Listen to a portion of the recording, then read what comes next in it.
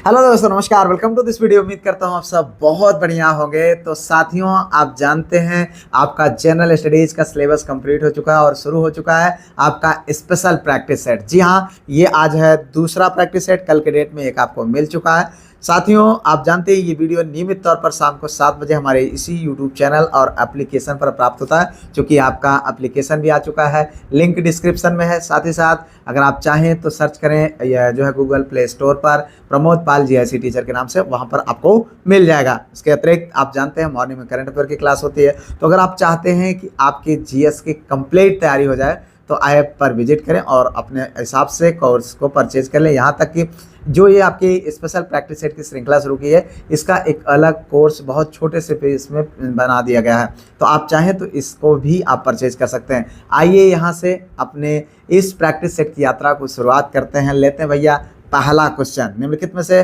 कौन दो बायोगैस के प्रमुख घटक हैं? Which of the following are the major जो है कंस्टिट्यूएंट ऑफ बायोगैस? आंसर करना है। ये देखो 4 विकल्प है, इनमें से पहले देखो, ये कूट भी दिया हुआ है भैया, ठीक है। मीथेन, ब्यूटेन और कार्बन डाइऑक्साइड, कार्बन मोनोऑक्साइड। तो यहाँ पर देखें 1 और 3, 2 और 3 और 3 और 4, 1 और 2।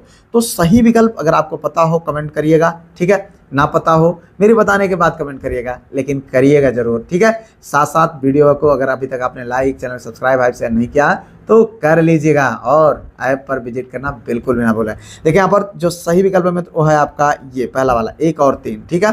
मीथेन और कार्बन डाइऑक्साइड। जी हाँ, अगर हम बात करें यहाँ पर बायोगैस, ठीक है। बायोगैस मुख्य रूप से ऑक्सीजन की अनुपस्थिति में जैविक कचरे के टूटने से उत्पन्न होती है। किससे? जैविक कचरे के टूटने से उत्पन्न होती है।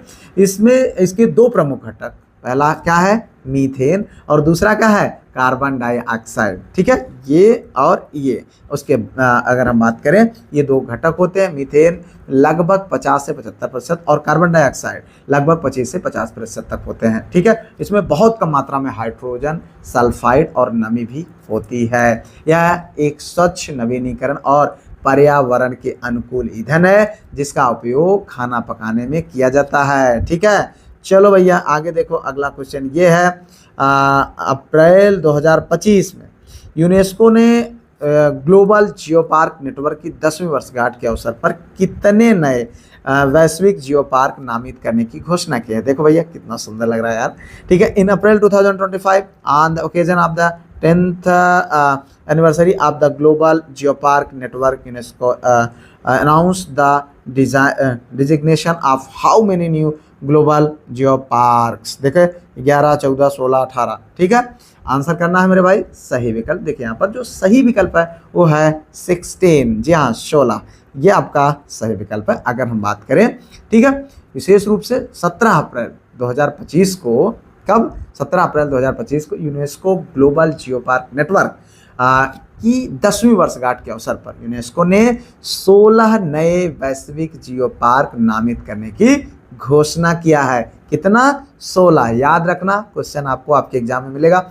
ये प्रैक्टिस सेट बहुत सूझबूझ के साथ, बहुत सोच विचार करके बनाया गया है और ऐसे क्वेश्चन आपको आपके एग्जाम में एग्जैक्टली देखने को मिलेंगे, इसलिए आप इनको बिल्कुल भी इग्नोर ना करें, ठीक है। और जो इंपॉर्टेंट फैक्ट डिस्कस होते हैं उनको भी आप तैयार रखें, ठीक है। यूनेस्को ने 16 नए वैश्विक जियो पार्क नामित करने की घोषणा की है, ठीक है। इन नए स्थलों के जुड़ने के साथ 50 देशों में फैले ग्लोबल जियो पार्क नेटवर्क में साइटों की कुल संख्या बढ़कर के कितनी हो गई है? 229। जी हाँ, 229, ठीक है। अगर हम बात करें, यूनेस्को ने इससे पहले जो है पिछले वर्ष 18 नए जियो पार्क घोषित किए थे, ठीक है। लेकिन विशेष रूप से अप्रैल 2025 की 10वीं वर्षगांठ की घोषणा के तहत सटीक रूप से 16 नए स्थलों को घोषित किया है, ठीक है। आगे देखो, एक्वारेजिया निम्नलिखित में से किसका मिश्रण है? Aqua regia is the mixture of which of the following? मेरे भाई देखिए यहाँ पर शांत HCI और शांत HNO3, ठीक है। ये देखो यहाँ पर 4 विकल्प है मित्र, आपको इन्हीं विकल्पों में से एक आंसर सही है उसको बताना है, ठीक है। तो देखिए यहाँ पर जो सही विकल्प है मित्र वो है आपका यहाँ पर पहला, क्या है? HCI और शांत HNO3, ठीक है। अगर हम बात करें तो एक्वारेजिया, जिसे अम्लराज या रॉयल वाटर भी कहा जाता है, ठीक है। एक्वारेजिया जिसको क्या कहा जाता है?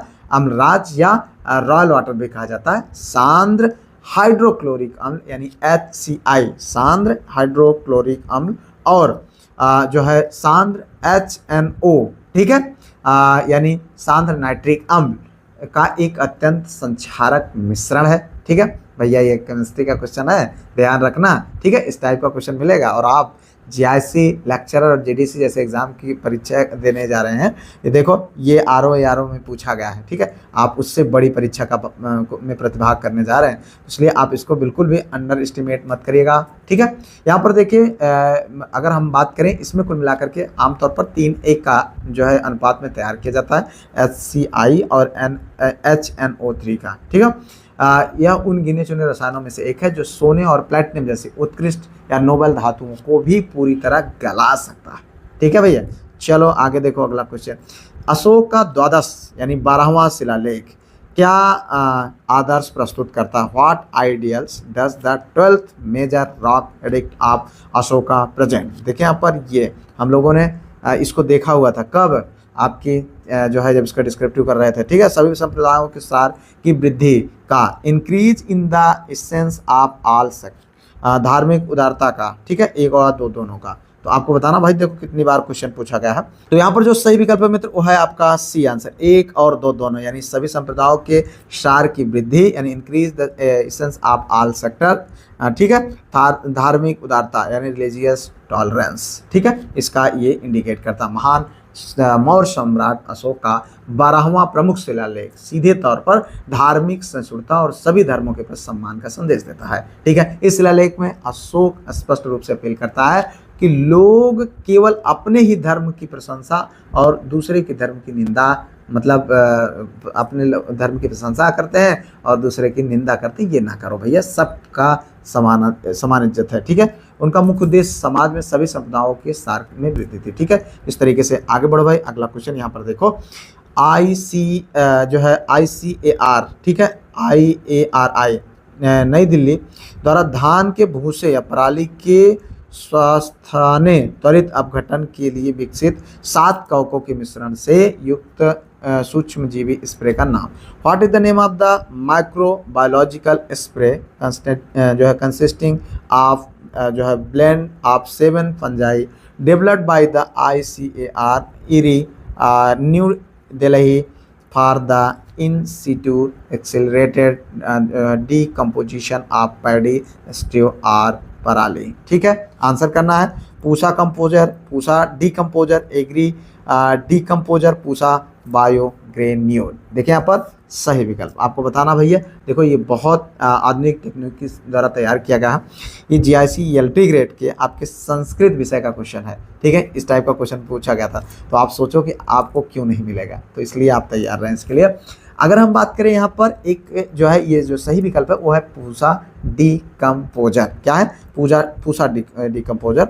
यहाँ पर अगर हम देखें एक अत्यधिक प्रभावी सूक्ष्मजीवी कंसोर्टियम, ठीक है, जिसे भारतीय कृषि अनुसंधान यानी IARI नई दिल्ली ने जो है तैयार किया है, विकसित किया है इसको। यह 7 विभिन्न प्रकार के कवकों यानी फंजाई का एक तरल स्प्रे है या जो धान की पराली को जलाने से रोकने का एक स्थायी विकल्प प्रदान करता है। यहाँ पर देखो ये है तरीका। ठीक है, ये जो है स्थायी विकल्प प्रदान करता है। जब इसे खेतों में कटे हुए भूसे पर छिड़का जाता है तो यह कड़े कृषि अवशेषों को मात्र 20 से 25 दिनों के भीतर सड़ाकर उसको पोषक जैविक खाद में बदल देता है। यानी क्या करेगा? इसको खाद बना देगा। ठीक है, चलो भाई आगे देखो अगला क्वेश्चन। ये देखो ये है भैया आपका पॉलिटेक्निक लेक्चरर में मध्य प्रदेश में विदिशा के पास बेस नगर में गरुड़ ध्वज स्तंभ किसने बनवाया था? हु बिल्ड द गरुड़ जो है Garuda pillar in the Besnagar near Vidisha in Madhya Pradesh, जो कि यूक्रेटाइडिस मिनांडर अपोलो होटस डोटस और हेलियोडोरस। आंसर करना है सही विकल्प मेरे भाई। देखिए यहाँ पर जो सही विकल्प है वो है टी आंसर हेलियोडोरस। जी हाँ, हेलियोडोरस। अगर हम बात करें बेस नगर यानी प्राचीन विदिशा का प्रसिद्ध गरुड़ स्तंभ हेलियोडोरस द्वारा जो है लगभग 113 ईसा पूर्व में बनवाया गया था। ठीक है, हेलियोडोरस एक यूनानी राजदूत था जिसे इंडो ग्रीक राजा एंटियालसीडॉस ने शुंग वंश के राजा भागभद्र के दरबार में भेजा। ठीक है, चलो भाई आगे देखो अटल टनल के संदर्भ में निम्नलिखित में से कौन सा कथन सही? With the reference of Atal tunnel which of the following statement is correct? यह सुरंग दुनिया की सबसे लंबी राजमार्ग है। यह this tunnel is the world's largest highway tunnel. ठीक है, यह सुरंग जो है हिमालय की पीर पंजाल पर्वत माला में निर्मित है। देखो यहाँ पर यह केवल दो, एक दो दोनों, ना तो एक ना ही दो। आंसर करो भैया। देखो ये आपके यूपीपीसीएस 2025 का क्वेश्चन है। किसका?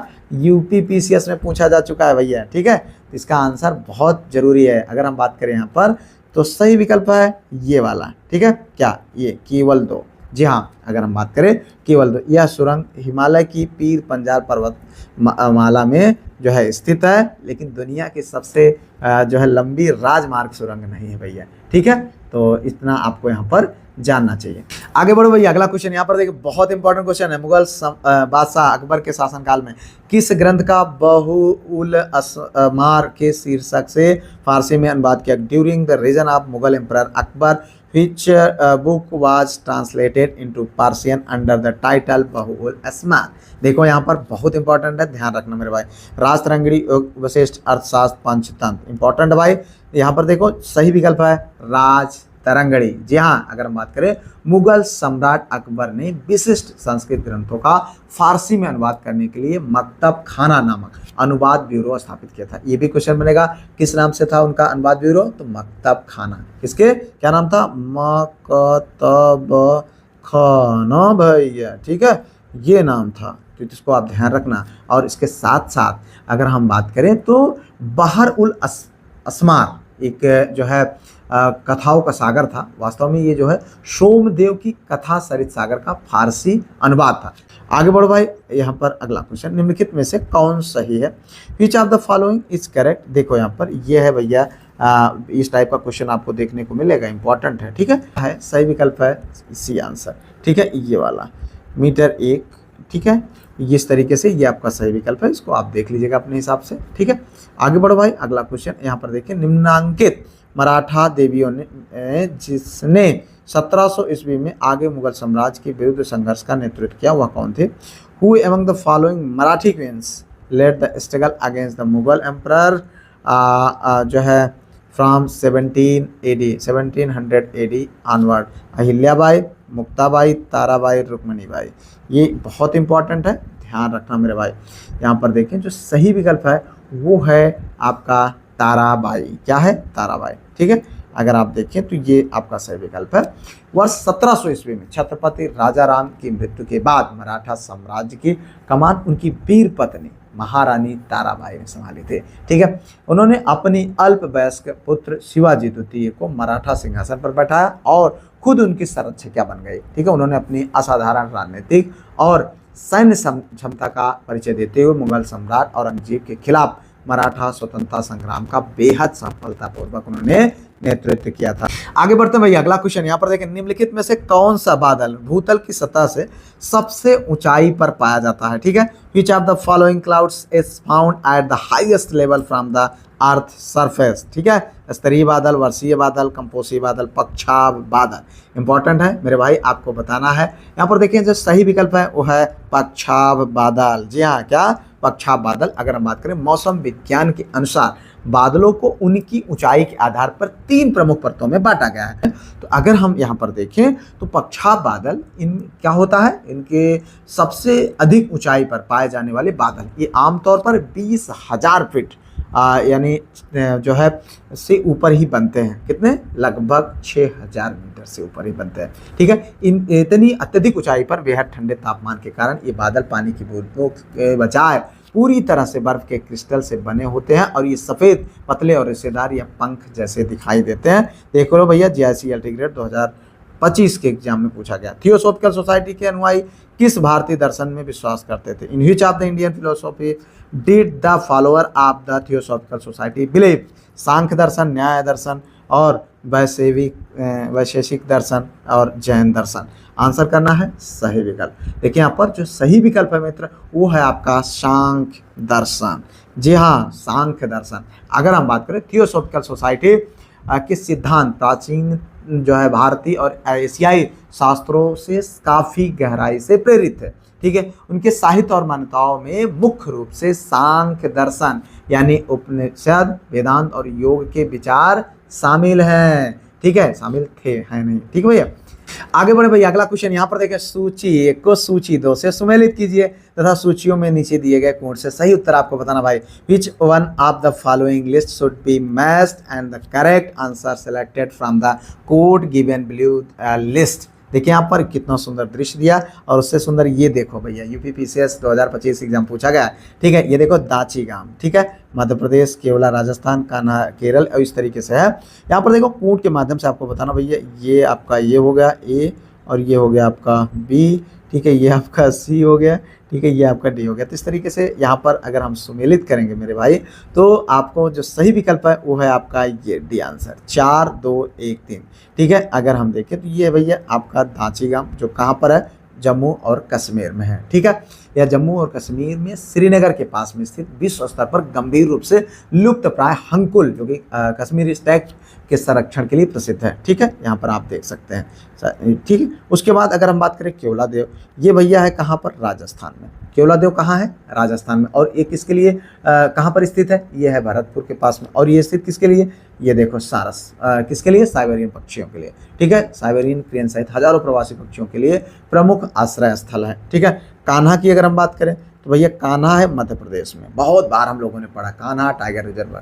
यह मध्य प्रदेश में सबसे बड़ा राष्ट्रीय उद्यान है, जो कि मुख्य रूप से रॉयल बंगाल टाइगर ये है, ठीक है। रॉयल बंगाल टाइगर के लिए क्या है, हार्ट ब्राउन बारहसिंगा को विलुप्त होने से बचाने के लिए किया गया जाता है, ठीक है। अब देखो ये पेरियार, पेरियार कहाँ भैया, केरल, आप जानते हैं पेरियार केरल में बहुत फेमस है, ये हाथी के लिए है खास करके। अगला क्वेश्चन देखें, 1809 ईस्वी में राजा राम मोहन राय ने अपनी प्रसिद्ध पुस्तक गिफ्ट टू मोनोथिस्ट किस भाषा में लिखी है, in 1809 in which language did Raja Ram Mohan Roy write his famous book gift to monotheist, ठीक है। तो देखिए यहाँ पर अंग्रेजी, उर्दू, फारसी, बंगाली, आंसर करिएगा मेरे भाई सही विकल्प। तो इसको हम लोगों ने कई बार देखा भी है और बहुत इंपॉर्टेंट है, ध्यान रखना। यह है पर्शियन यानी फारसी भाषा में। आधुनिक भारत के जनक कहे जाने वाले जो है राजा राम मोहन राय बहुभाषाविद थे। उन्होंने 1809 ईस्वी में अपनी प्रसिद्ध और पहली दार्शनिक पुस्तक, क्या नाम था उसका, तुहफुल उल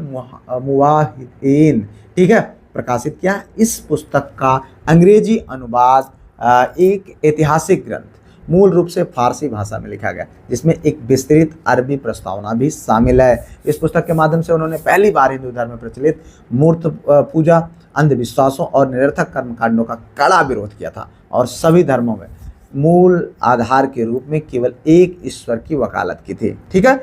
चलो भाई आगे देखो, अगला क्वेश्चन, निम्नलिखित में से कौन सा द्वीप पिंड नहीं, विच of the following is not the जो ल्यूमिनियस जो है पिंड, चंद्रमा, सूर्य, मुलायम, मोमबत्ती, ज्वाला। देखो RO 2025 के एग्जाम में पूछा गया है, ठीक है। आंसर आपको बताना मेरे भाई, सही विकल्प है मून यानी यहाँ पर चंद्रमा, ठीक है। ये आप देख सकते हैं यहाँ पर सही विकल्प है क्या, चंद्रमा। अगर हम बात करें भौतिकी फिजिक्स में, पिंडों को प्रकाश उत्पन्न करने की क्षमता के आधार पर दीप्त यानी ल्यूमिनियस और अदीप्त यानी नॉन ल्यूमिनियस श्रेणियों में बांटा जाता है। दीप्त पिंड ये वो वस्तुएं हैं जो अपनी स्वयं की ऊष्मा और प्रकाश ऊर्जा उत्पन्न करती हैं और उत्सर्जित करती हैं। सूर्य, ठीक है, जलता हुआ विद्युत लैंप, और उसके बाद बल्ब, ये इस तरीके से आप इसको एग्जाम्पल के रूप में देख सकते हैं, ठीक है। तो ये जो है दीप्त पिंडों के स्पष्ट उदाहरण है, ठीक है। चलो भाई, इस तरीके से हम लोगों ने इन इंपॉर्टेंट क्वेश्चन को देखा, और आगे के क्वेश्चन आप लोगों को जो है मिल जाएगा ऐप पर। तो अगर अभी तक आपने ऐप को नहीं इंस्टॉल किया तो इंस्टॉल करिए, लिंक डिस्क्रिप्शन में है। ये सारा मटेरियल आपको ऐप पर एक्सेस हो जाएगा, वहाँ पर आप जाकर के देखें। बहुत ही सटीक और बहुत सहज तरीके से बहुत इंपॉर्टेंट क्वेश्चन को शामिल करते हुए आपकी इस प्रैक्टिस सेट को तैयार किया गया, तो इसको आप एक्सेस करें। यहाँ पर देखिए, ये कुल मिलाकर के 40 क्वेश्चन का प्रैक्टिस सेट है, ठीक है। फिलहाल मिलते हैं किसी और वीडियो में किसी और टॉपिक पर, तब तक के लिए जय Hind, Vande Mataram, best of luck.